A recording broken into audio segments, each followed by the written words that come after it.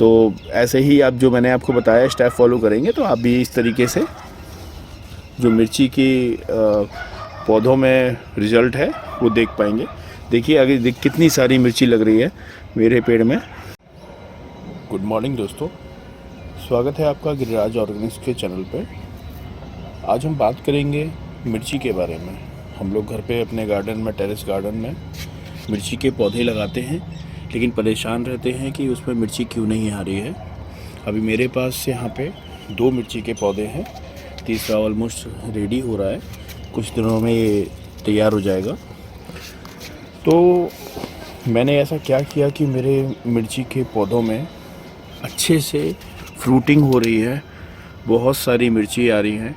इससे मैं 2 बार एटलीस्ट एक पौधे से 250-250 ग्राम की हार्वेस्टिंग ले चुका हूँ। ये वाला पुराना है, ये थोड़ा नया पौधा है, लेकिन इस वाले से मैंने लास्ट वीक ही लगभग 250 ग्राम मिर्ची तोड़ी थी। उसके कुछ ये बचे भी हैं जो कि सही से टूटी नहीं थी, तो ये रह गए। तो ये बहुत भर के फ्रूटिंग दे रहा है मुझे। अप्रैल का महीना चल रहा है और अप्रैल का ऑलमोस्ट स्टार्टिंग है। तो इस टाइम पे ना बहुत ज़्यादा सर्दी होती है, ना ही बहुत ज़्यादा गर्मी होती है, मौसम काफ़ी प्लेजेंट है। तो इस टाइम पे ये मिर्ची, पहले क्या था कि इस पौधे में ग्रोथ नहीं थी। जब ज़्यादा सर्दियाँ थी तो ग्रोथ नहीं थी मिर्ची में। मिर्ची आ रही थी लेकिन बहुत ज़्यादा ग्रोथ नहीं थी, छोटी छोटी मिर्ची हो जाती थी, वहीं पे वो रेड होके गिर जाती थी।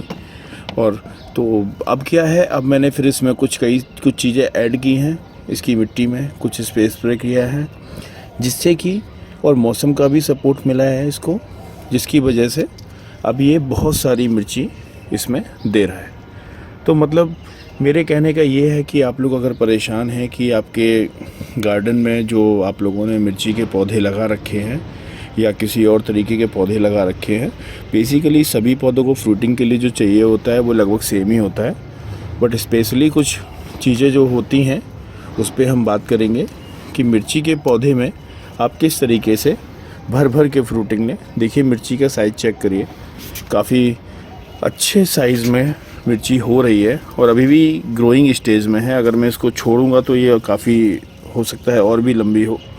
ये देखिए दोनों पौधे एक ही वैरायटी के हैं जो कि मैंने घर पे ही तैयार किए थे। ये देखिए, ये बिल्कुल भरा हुआ है पीछे तक, देखिए हर तरफ मिर्ची ही मिर्ची है, बहुत सारी मिर्ची हैं। ये देखिए, तो आइए जानते हैं कि मैंने इस पौधे में क्या क्या यूज़ किया है। देखिए सबसे पहले हमारी जो सॉइल है वो मैंने खुद प्रिपेयर की है, और सॉइल बनाने के लिए क्या क्या हमें चाहिए होता है उसकी जो रिक्वायरमेंट है, उसकी जो इंग्रेडिएंट कह लो आप, जो उसमें हम मिक्स करते हैं, उसके लिए एक सेपरेट वीडियो मैंने बना दिया है जो कि आई बटन पे मैं दे दूँगा।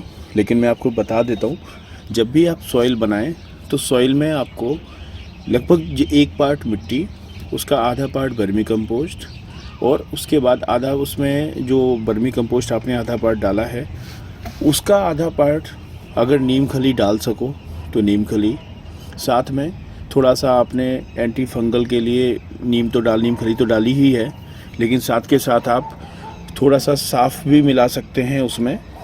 इसके अलावा NPK अगर आपके पास कोई हो, NPK का जो पाउडर आता है, अगर वो कोई पाउडर हो आपके पास तो आप उस पाउडर को इसमें मिक्स कर दीजिए, थोड़ा सा पाउडर भी उसके ऊपर स्प्रिंकल कर दीजिए। और अगर आपके पास अलग से कुछ और है, जैसे कि ऑर्गेनिक पोटाश आता है, अगर वो आपके पास है वो भी आप स्प्रिंकल कर सकते हैं। इसके बाद मिट्टी को अच्छे से मिक्स कर लीजिए। मैं मिट्टी में साथ में वर्मीकुलाइट और परलाइट भी मिलाता हूँ, राइट। ये आप देख सकते हैं, देखिए ये जो वाइट पार्ट है, इतना ये वाइट दिख रहा है, ये सारा आपका परलाइट है। ऐसे ही वर्मीकुलाइट नहीं दिख रहा है लेकिन उसका कलर ब्राउन होता है तो वो मिट्टी में मिक्स हो जाता है, तो वो भी मिलाता हूँ। इस तरीके से मैंने सारे ग्रो बैग की मिट्टी तैयार कर रखी है। इसमें भी आप देख सकते हैं मिट्टी बहुत ज़्यादा हेल्दी है मेरी। साथ के साथ मैं वर्मी कंपोस्ट भी गिरिराज ऑर्गेनिक्स, मतलब अपनी ही ब्रांड का करता हूँ। हालांकि मैं अच्छी क्वालिटी का पीछे से परचेज़ करता हूँ, तो वही मैं आगे डिस्ट्रीब्यूट करता हूँ। मैं वही वर्मी कंपोस्ट मैं भी यूज़ करता हूँ। तो सबसे पहले तो अगर हमारा बेस अच्छा नहीं बनाया हमने, कभी बेस अच्छा बनाया तो हमें ज़्यादा कुछ डालने की ज़रूरत पड़ेगी नहीं। और अगर हमने कभी बेस अच्छा नहीं बनाया था, हमने ऐसे ही पौधे को लगा दिया था, पौधा निकल आया, अब वो फ्रूटिंग या फ्लावरिंग नहीं कर रहा है, तो फ़िलहाल हमें करना क्या होगा, सबसे पहले तो हमें, अगर हमारा गमले का साइज़ अच्छा खासा है, इस गमले में कम से कम अगर आप वर्मी कंपोस्ट मिलाते हैं या कोई ऑर्गेनिक खाद मिलाते हैं, जैसे गोबर की खाद है, गाय के गोबर की खाद है, तो आप इसमें कम से कम 100 ग्राम खाद एक गमले में ज़रूर मिलाएं। इसके साथ में आप जो ह्यूमिक एसिड आता है, जिसको हम लोग अपना सीवीड एक्सट्रैक्ट भी बोलते हैं, आप उसका स्प्रे पौधों के ऊपर कर सकते हैं। 10 ml 1 लीटर पानी में मिला के आप उसका पौधों के ऊपर स्प्रे करिए। इसके साथ में आप जो ऑर्गेनिक पोटास आता है, उसको भी आप खाद के साथ में गमले की मिट्टी में मिलाएं, राइट। अगर ऑर्गेनिक पोटास नहीं मिल रहा है, NPK रखा है, तो वो भी आप थोड़ा 1 चम्मच गमले की मिट्टी में मिला सकते हैं। इस तरीके से मिलाइए। गर्मियाँ आ रही हैं, पौधों को पानी टाइम से चाहिए होता है, तो आप ध्यान रखिए कि जब भी मिट्टी ऊपर से ड्राई हो रही हो, आप उसको पानी दें। पानी हमेशा मॉर्निंग या इवनिंग के टाइम में दें। दोपहर के टाइम पे पानी नहीं दिया जाता है, ना ही आपको देना चाहिए। देखिए एक ही स्टीम पे कितनी सारी मिर्ची हैं। तो मेरा पौधा तो हेल्दी है, मेरे पौधे को मैंने ये सारी चीज़ें जो आपको बता रहा हूँ दे रखी हैं, और मैं टाइमली देता हूँ। मैं मॉर्निंग में और या इवनिंग में वाटरिंग भी करता हूँ।